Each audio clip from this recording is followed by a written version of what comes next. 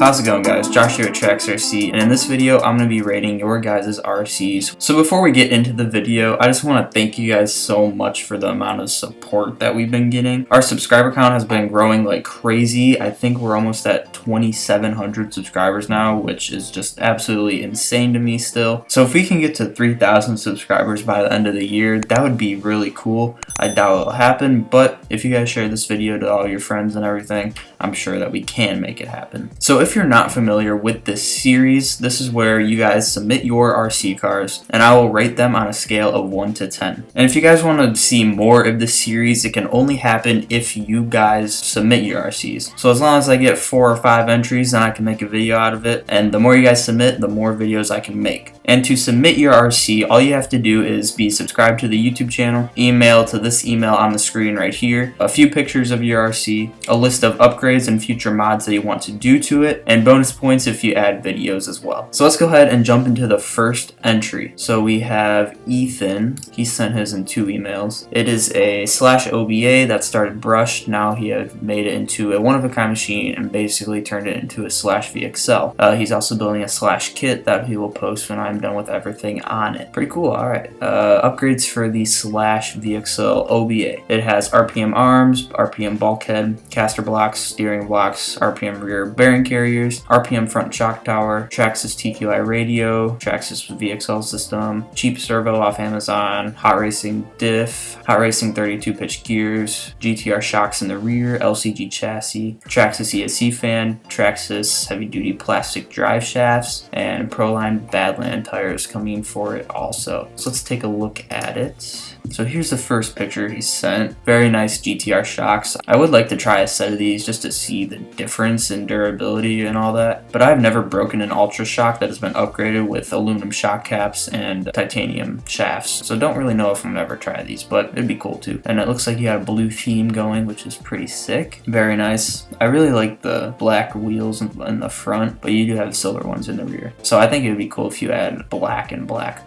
But you did say that you're getting Badlands, so I take that back. Badlands are much better than the stock wheels and tires, so very nice. What battery is that? 3S. Okay, so you do run this thing on 3S. So on this next picture, why don't you have Nerf bars on? That's my one question, because I think they look a little bit better with them on. And unlike the high CG chassis, the Nerf bars don't cause the body to stick out on the sides. So if you were to get Nerf bars, I would definitely get RPM. The stock ones are pretty fragile if you have like a side impact. But again, there really isn't a reason to have them. It's just extra protection for the chassis. So, but it looks like that you do have a lot of good, tasteful mods on this RC, and it looks really fun to drive too. And I love this colorway that you have on the body. It's definitely one of my favorite slash bodies that came out of the factory, and it definitely looks abused. So love to see the slash that actually gets used, because that's how they should be, of course. Trying to find a good picture where you have the servo, because you said that you had a cheap one. What I can make out of this picture is that you have, it might be like an Animo servo, because they have like that red sticker kind of to them. Yeah, that's the best picture that you got of it.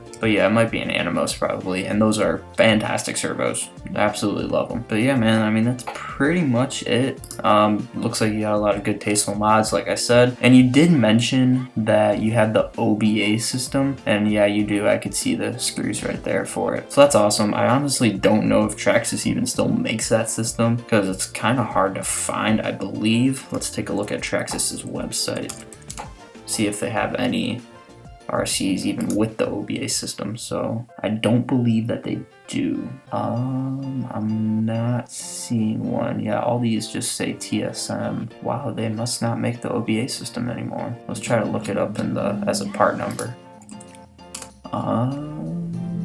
This one says it's OBA. Yeah, it looks like this one is discontinued because you can't buy it. Well, it looks like you can buy the speaker for it, so maybe they do make it. I'm honestly not sure, but I really like the system. For that, I'm going to give your RC a 7. So the next RC that we're going to be rating is from Carlos. Now, I actually rated this one in the last video, so I'll link it at the top right corner of your screen if you want to check that video out. But he also submitted another RC. It's another RC built for racing, so I'm not too familiar with it, but I'll do my best. So he says this is a 17.5 stock buggy build. I honestly have no clue what that means. It is a Associated B6.2, has a Hobbywing 17.5 stock spec motor, Hobbywing ESC, 175RC poly pinion, 3D printed waterfall fan mount with a Protec fan, Corliss JX HV servo, Exotech aluminum bell cranks, Schumacher Cactus or Proline Prism rear tires depending on the track, Proline Prism front tires, chassis skin. It has some pink anodized bits added throughout. Future mods he's going to do is going to install ceramic bearings, slipper eliminator, carbon battery hold down. That's something I really like about all these race vehicles. They have a lot of carbon fiber parts and it looks cool. It helps performance a lot because they're really light. I don't know, I just like that aspect of racing. He also says he's going to get titanium links, screws, spindles, and a aluminum front steering brace. Forgive the messy wires, I am doing some work on it at the moment. I can't put into words how much I love this car. It drives so well, you won't want to stop making laps. Alright, well let's take a look at it. It looks very clean, despite all the wires. I'm sure once you get all the wire management taken care of, this thing is mint. Nice chassis skin underneath, and one thing I'm noticing is that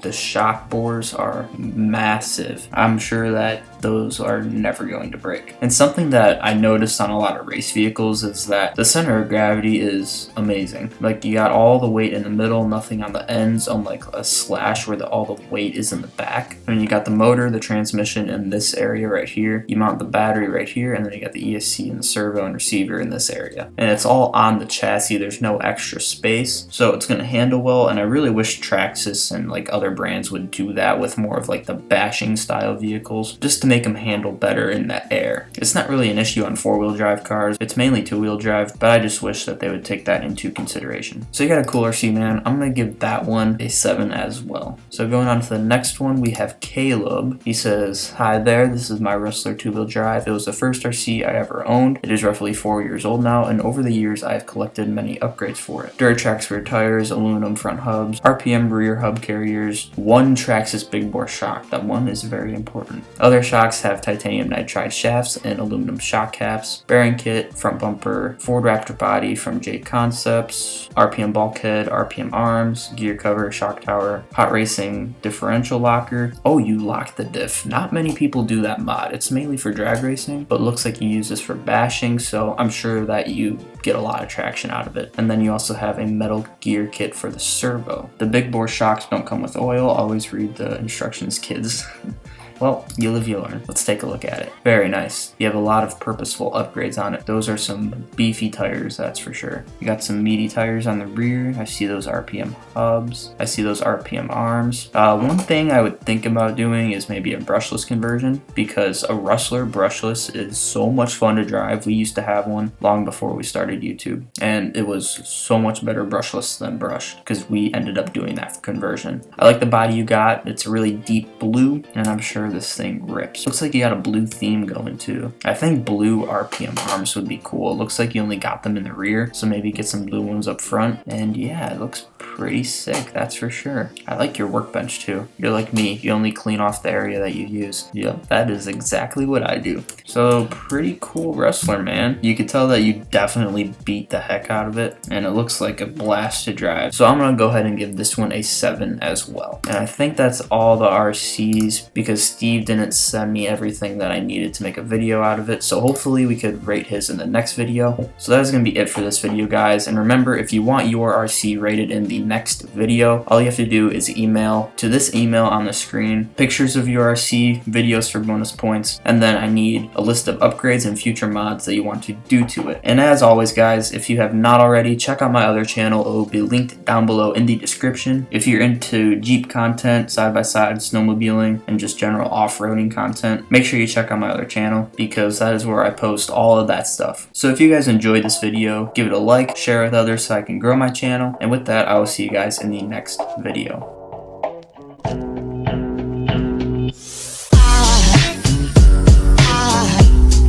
Aside from my soul.